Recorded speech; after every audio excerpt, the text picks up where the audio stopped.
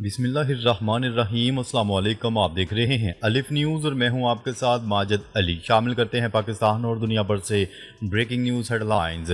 ایران کی جوہری سرگرمیوں پر چین کی خفیہ مدد۔ تہران میں 2 پراسرار چینی طیاروں کی لینڈنگ نے خطرے کی گھنٹی بجا دی۔ نیوز رپورٹ کے مطابق ایران، اسرائیل اور امریکہ کے درمیان حالیہ کشیدگی کے بعد ایک نئی اور تشویشناک پیش رفت سامنے آئی ہے۔ ایران نے جہاں international atomic energy agency IAEA سے مکمل تعاون ختم کر دیا ہے، وہیں جوہری سرگرمیاں بھی پوری رفتار سے جاری رکھنے کا اعلان کر دیا۔ امریکی انٹیلیجنس کے مطابق حالیہ حملوں میں ایران کا جوہری پروگرام مکمل طور پر تباہ نہیں کیا جا سکا، صرف چند ہفتوں کی تاخیر ہوئی ہے اور ایران اب بھی ایٹمی ہتھیار بنانے کی صلاحیت رکھتا ہے۔ لیکن سب سے بڑا سرپرائز تب آیا جب چین کے 2 بڑے کارگو طیارے جو کہ شنگھائی اور بیجنگ سے اڑے تھے، بند ایئر سپیس کے باوجود تہران میں لینڈ ہوئے۔ یہ دونوں طیارے مہان ایئر کے تھے جو پہلے ہی امریکی پابندیوں کی زد میں ہیں، اور ان پر الزام ہے کہ یہ ایران کی فوجی تنظیم IRGC کو ہتھیار اور ٹیکنالوجی فراہم کرتے ہیں۔ یہ لینڈنگ ایسے وقت پر ہوئی جب تہران کی ایئر سپیس عام پروازوں کے لیے بند ہے، جس سے یہ تاثر مزید گہرا ہوتا ہے کہ یہ کوئی روٹین پروازیں نہیں بلکہ کسی خاص مشن کا حصہ تھیں۔ نیوز رپورٹ کے مطابق ماہرین کا ماننا ہے کہ یہ پروازیں ایران کو کوئی گیم چینجر ٹیکنالوجی، ہتھیار یا فوجی سازوسامان پہنچا سکتی ہیں، اور ان کے اثرات آنے والے ہفتوں، مہینوں یا سال میں نمایاں ہوں گے۔ چین کا اس تناظر میں یوں کھل کر آنا امریکہ اور اسرائیل کے لیے ایک نیا چیلنج بن سکتا ہے۔ خبر کے اگلے حصے میں بات کرتے ہیں امریکہ کا اربوں ڈالر کا حملہ بیکار، ایرانی جوہری پروگرام مکمل تباہ نہ ہو سکا، پینٹاگون کی رپورٹ۔ ایک اہم، انتہائی اور دھماکہ خیز انکشاف منظر عام پر آ چکا ہے۔ امریکی انٹیلیجنس اداروں کی ایک اہم خفیہ رپورٹ لیک ہو گئی ہے جس نے ڈونلڈ ٹرمپ کے بیانیوں کو جھوٹا اور گمراہ کن قرار دے دیا۔ ڈونلڈ ٹرمپ نے دعویٰ کیا تھا کہ امریکہ اور اسرائیل نے ایران کا جوہری پروگرام مکمل طور پر تباہ کر دیا ہے، لیکن لیک شدہ انٹیلیجنس رپورٹ کے مطابق ایران کا ایٹمی انفراسٹرکچر مکمل طور پر تباہ نہیں ہوا، صرف چند مہینوں کے لیے پیچھے ضرور چلا گیا ہے۔ رپورٹ میں واضح طور پر کہا گیا ہے کہ ایران اب بھی چند مہینوں میں ایٹمی ہتھیار بنا سکتا ہے کیونکہ بنیادی سہولیات اور یورینیم ذخائر محفوظ ہیں۔ اسرائیلی میڈیا پر بھی اس بات کا اعتراف کیا جا رہا ہے کہ ڈونلڈ ٹرمپ نے انہیں دھوکہ دیا اور صرف باہر سے حملے کرنے سے ایران کی زیر زمین نیوکلیر تنصیبات تباہ نہیں ہو سکتی۔ زمینی افواج اتارے بغیر ایسا ممکن نہیں۔ رپورٹ میں یہ بھی انکشاف ہوا ہے کہ اسرائیل نے ایران کے خلاف جو حملے کیے ان میں مطلوبہ نتائج حاصل نہیں ہو سکے اور ایران کا ایٹمی پروگرام بدستور فعال ہے۔ روس اور دیگر عالمی طاقتیں بھی تصدیق کر چکی ہیں کہ ایران کا جوہری نیٹ ورک محفوظ ہے۔ اب صورتحال یہ ہے کہ اسرائیل اور امریکہ کو شدید تنقید کا سامنا ہے، جبکہ ایران نے صرف حملے برداشت نہیں کیے بلکہ جوابی کارروائیوں میں اسرائیلی انٹیلیجنس دفاتر، فوجی لیبارٹریز اور تنصیبات کو بھی نشانہ بنایا۔ خبر کے اگلے حصے میں بات کرتے ہیں ایرانی جوہری پروگرام جاری رہے گا، حملے ہمیں نہیں روک سکتے، ایرانی وزیر خارجہ کا 2 ٹوک پیغام۔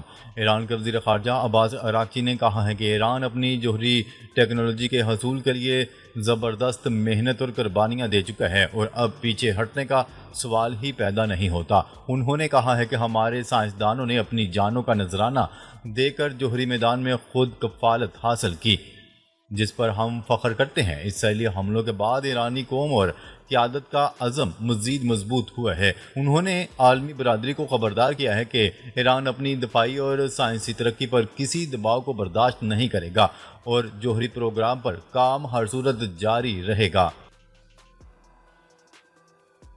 خبر کے اگلے حصے میں بات کرتے ہیں ایران نے جوہری پروگرام بحال کیا تو سخت کارروائی کریں گے، اسرائیلی وزیراعظم نے ایک اور بڑی دھمکی دے دی۔ اسرائیلی وزیراعظم نیتن یاہو نے کہا ہے کہ اگر ایران نے اپنا جوہری پروگرام دوبارہ بحال کرنے کی کوشش کی تو اسرائیل فوری اور سخت کارروائی کرے گا۔ اسرائیلی وزیراعظم نیتن یاہو نے کہا کہ اسرائیل اپنے وجود اور خطے کے امن کے لیے کسی بھی خطرے کو برداشت نہیں کرے گا۔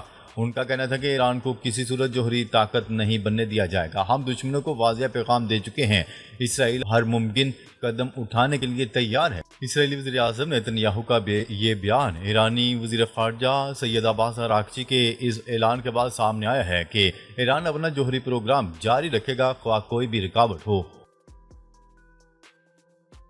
خبر کے اگلے حصے میں بات کرتے ہیں اسرائیلی فوج کی توجہ اب دوبارہ غزہ پر ہوگی۔ اسرائیلی آرمی چیف اسرائیلی فوج کے سربراہ ایال زمیر نے کہا ہے کہ اسرائیلی فوج کی توجہ اب دوبارہ غزہ پر جاری جنگ پر ہوگی۔ غیر ملکی خبرساں ایجنسی کی رپورٹ کے مطابق اسرائیلی فوج کے چیف آف اسٹاف نے کہا ہے کہ ایران کے خلاف جاری مہم کا ایک اہم باب مکمل ہو چکا ہے، لیکن یہ مہم ابھی ختم نہیں ہوئی۔ اسرائیلی فوج کی جانب سے جاری کردہ بیان میں ایال زمیر نے کہا ہے کہ اسرائیلی فوج کا اگلا ہدف اب دوبارہ غزہ میں کارروائی کرنا ہے تاکہ اسرائیلی یرغمالیوں کو واپس لایا جا سکے اور حماس کی حکمرانی کو ختم کیا جا سکے۔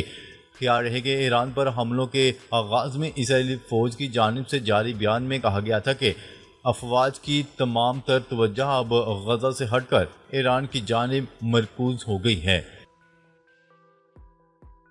خبر کے اگلے حصے میں بات کرتے ہیں روس کے یوکرائن پر میزائل حملے۔ روس کے میزائل حملوں میں یوکرائن کے مزید مشرقی علاقے ڈنیپرو پیٹروسک میں کم از کم 9 افراد ہلاک اور درجنوں زخمی ہو گئے، جبکہ انفراسٹرکچر کو نقصان پہنچا۔ گورنر سرہی لیساک نے بتایا کہ اس حملے میں علاقائی دارالحکومت ڈنیپرو میں 7 افراد ہلاک ہوئے، جبکہ ٹرین کی بوگیوں کی کھڑکیاں ٹوٹ گئیں اور کانچ کے ٹکڑے گرنے سے متعدد مسافر بھی زخمی ہوئے۔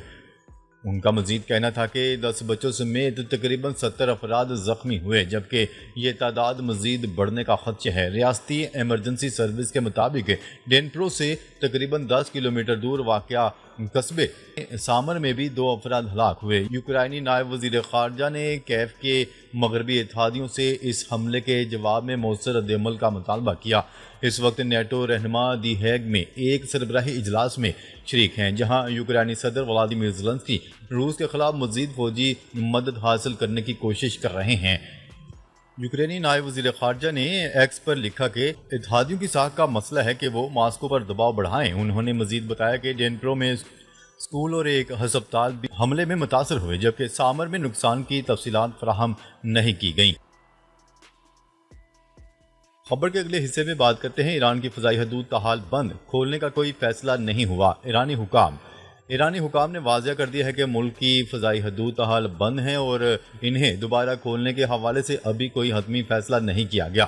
ایرانی حکام کے مطابق حالیہ سیکیورٹی صورتحال کے باعث ملک بھر میں فضائی پابندیاں برقرار رکھی گئی ہیں۔ یہ وضاحت اس وقت سامنے آئی جب عالمی پروازوں پر نظر رکھنے والے ادارے فلائٹ ریڈار 24 نے دعویٰ کیا ہے کہ ایران نے اپنی فضائی حدود دوبارہ کھول دی ہے اور کچھ بین الاقوامی پروازیں وہاں سے گزر رہی ہیں۔ ایرانی حکام نے اس دعوے کی تردید کرتے ہوئے کہا ہے کہ فلائٹ ڈیٹا میں تکنیکی خرابی ہو سکتی ہے اور فی الحال فضائی حدود مکمل طور پر بند ہیں۔ خبر کے اگلے حصے میں بات کرتے ہیں امریکی صدر ڈونلڈ ٹرمپ نیٹو اجلاس کے دوران زیلنسکی سے ملاقات پر آمادہ۔ ہیگ میں جاری نیٹو سربراہی اجلاس کے دوران امریکی صدر نے یوکرینی صدر ولادیمیر زیلنسکی سے ملاقات پر آمادگی ظاہر کر دی۔ ذرائع کے مطابق زیلنسکی نے اس سے قبل ڈونلڈ ٹرمپ سے بامعنی بات چیت کی خواہش ظاہر کی تھی۔ وہ حالیہ دنوں G7 اجلاس میں شرکت کے لیے کینیڈا گئے تھے، تاہم اس موقع پر ایران کی ڈونلڈ ٹرمپ سے ملاقات نہ ہو سکی۔ یوکرینی صدر نے عالمی رہنماؤں سے اپیل کی تھی کہ یوکرین کے تنازع کا سیاسی حل نکالنے کے لیے براہ راست بات چیت ضروری ہے۔ سفارتی حلقے اس ملاقات کو یوکرین کی پالیسی اور مغربی حمایت کے تسلسل کے تناظر میں اہم قرار دے رہی ہیں۔ ناظرین، اب تک کے لیے اتنا ہی۔ مزید خبریں لے کر بہت جلد آپ کی خدمت میں حاضر ہوں گے۔ تب تک کے لیے اپنا خیال رکھیے گا۔ اللہ نگہبان۔